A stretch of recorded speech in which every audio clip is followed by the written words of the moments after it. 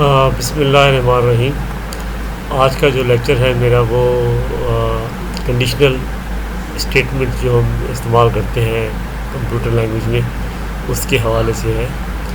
Conditional language जो है उसके बारे में सबसे पहले मैं तो आपको कंडीशनल ऑपरेटर के बारे में बताऊंगा, उसके बाद हम कोई एग्जांपल करेंगे ताकि आपको अच्छे तरीके से समझ में आ जाए। आज के लेक्चर में हम सिर्फ फ़िलहाल जो है 3 कंडीशनल ऑपरेटर पढ़ेंगे।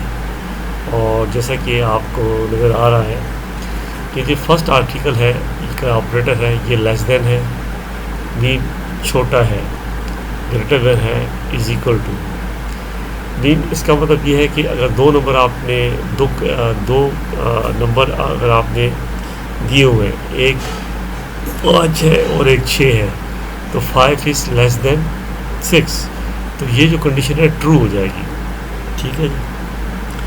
कंडीशन क्या होती है कि या तो उस कंडीशन जब वो एग्जीक्यूट होगी या वो फॉल्स होगी या ट्रू होगी, तो उसको हम देखते हैं। उसके बाद ये है ग्रेटर देन और ये है इज इक्वल टू।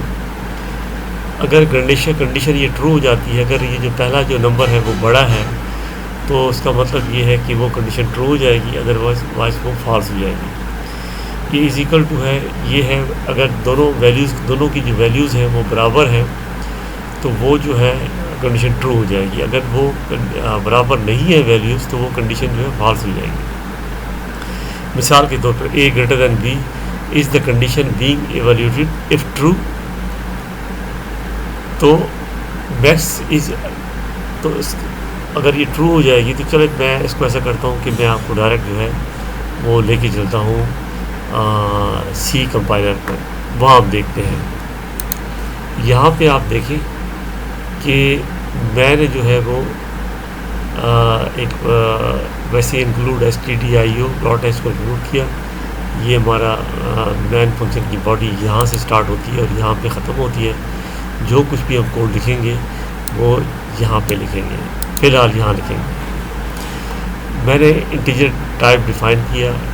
ए की जो वैल्यू है वो 10 है, बी की जो वैल्यू है वो 20 है। अब आप देखें कि बी की जो, अब ये सबसे पहले ये इंटीजर टाइप है, तो इसका मतलब है कि 16 बिट्स जो है आपकी मेमोरी के अंदर जो है रिजर्व हो जाएंगी। ठीक है। उसके बाद आपने एक ही लाइन में जो है आपने वेरिएबल को डिक्लेयर भी किया और इनिशलाइज भी किया। ए को 10 के साथ किया, बी को 20 के साथ किया। उसके बाद मैंने क्या किया, इफ़ की कंडीशन दिखाई। ये पहली स्टेटमेंट है जो हम लर्न कर रहे हैं कि इफ़ अगर ए छोटा है बी से, अब आप देख लें, खुद आप देख लें कि ए वाकई छोटा है, तो ये कंडीशन क्या हो जाएगी, ट्रू हो जाएगी। जैसे ही ये ट्रू होगी, यहाँ पे आपने देखे टर्मिनेशन साइन नहीं देना। ठीक है। ये पूरा पेयर है। अगर ये कंडीशन ट्रू हो जाती है तो ये लाइन एग्जीक्यूट हो जाएगी। ठीक है। और जो नंबर है बी का, जो नंबर है, जो बड़ा नंबर है, वो प्रिंट हो जाएगा। अब इसको हम करके देखते हैं। इसको हमने कंपाइल किया और इसको जो मैंने रन किया, तो ये देखिए बी इज़ 20, तो वो कंडीशन जो है वो ट्रू हो गई, जिसकी वजह से जो है वो एग्जीक्यूट हो गया। अगर मैं यहाँ पे जो है मिसाल के तौर पर यहाँ पे अगर मैं डायरेक्ट नंबर दे देता हूँ 30 और यहाँ पे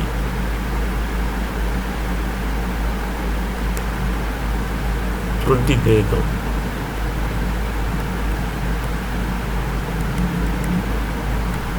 लेस देन 20, तो उसको देखते हैं क्या होता है। नंबरों को भी एक्सेप्ट करता है। अब ये देखें कि 30 लेस देन 20, तो अब ये क्या होगा, तो ये होगा कि ये जो है कंडीशन फॉल्स हो जाएगी और ये लाइन जो है वो प्रिंट नहीं होगी। इसको देख लेते हैं करके।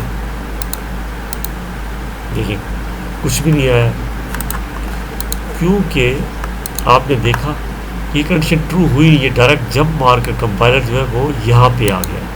ठीक है। अगर मिसाल के तौर पे यहाँ पे मैं एक स्टेटमेंट देता हूँ, print condition is not executed. ठीक है। और यहाँ पे जो है टर्मिनेशन साइन में दे देता हूँ और अब मैं देखता हूँ कि कंडीशन जो है वो ट्रू होती है नहीं। क्या एरर है भाई? Print F.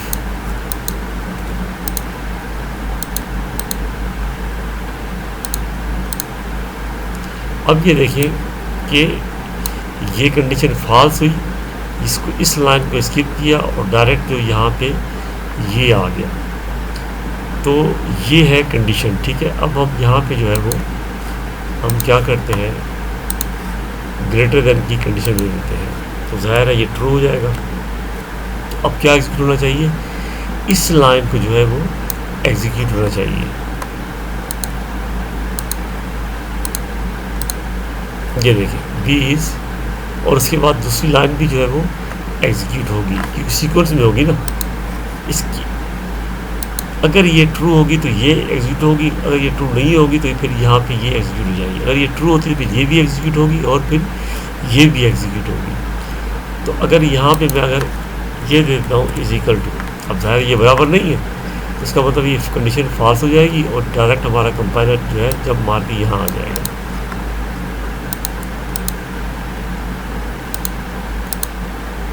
ये देखें नहीं, ठीक है। इसी से अगर मैं इसको 30 कर देता हूँ तो ये कंडीशन ट्रू हो जाएगी। ये कंडीशन ट्रू होगी और नीचे वाली लाइन भी एग्जीक्यूट होगी। अब हम काम ये करते हैं कि एक और स्टेटमेंट देखते हैं, एल्स।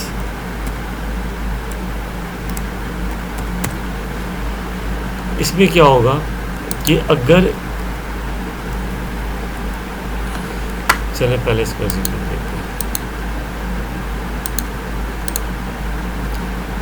अब इसमें ये हुआ कि अब अगर ये कंडीशन ट्रू होगी तो इसको प्रिंट करो, ठीक है। एल्स लगाने का ये फ़र्क हुआ कि अब ये प्रिंट नहीं करेगा, ठीक है। अगर ये ट्रू होगी तो सिर्फ ये लाइन प्रिंट करेगा, अगर ये फॉल्स हो जाएगी तो फिर ये लाइन प्रिंट करेगा, ठीक है। अदरवाइज ये प्रिंट करेगा ही नहीं, क्योंकि अब ये कंडीशन ट्रू है तो उसका मतलब है ये लाइन एग्जीक्यूट होगी। अगर मैं इस कंडीशन को फॉल्स कर देता हूँ तो अब जो है सिर्फ ये लाइन जो है वो एग्जीक्यूट होगी।